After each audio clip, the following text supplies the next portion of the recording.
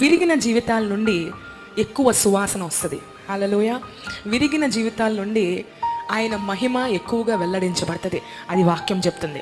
మీకు ఎంతమందికి తెలుసో, ఒక స్త్రీ తన జీవితం అంతా కూర్చుకొని, సంవత్సరం అంతా కూర్చుకున్న ఒక డబ్బులతో ఒక అట్ట జతామాంసి అత్తరు తీసుకొని, ఆ అత్తరు సీసా తీసుకొచ్చి యేసు పాదాల దగ్గర ఒక్క క్షణం కూడా ఆలోచించకుండా విరక్కొట్టి అక్కడ కన్నీటితో ఆయన పాదములు తుడుస్తూ యేసుని ఆరాధిస్తుందంట.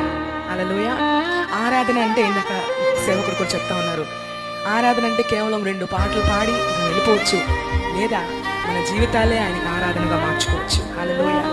విరిగిన మనం ఎన్నో పరిస్థితుల్లో అందరు ఇరుకు శ్రమల మార్గంలో వెళ్ళిన వారమే. నాదొక సాక్ష్యం అయితే మీరు ఒక సాక్ష్యం ఉంటుంది ఖచ్చితంగా. ఒక్కొక్కరి జీవితంలో ఒక విరిగిపోయిన పరిస్థితి ఉంటుంది, నలిగిన శ్రమలు పడిన. హల్లెలూయా. కానీ అపాయము ఉన్ననో ఉపాయము లేని వారమో కాము. హల్లెలూయా.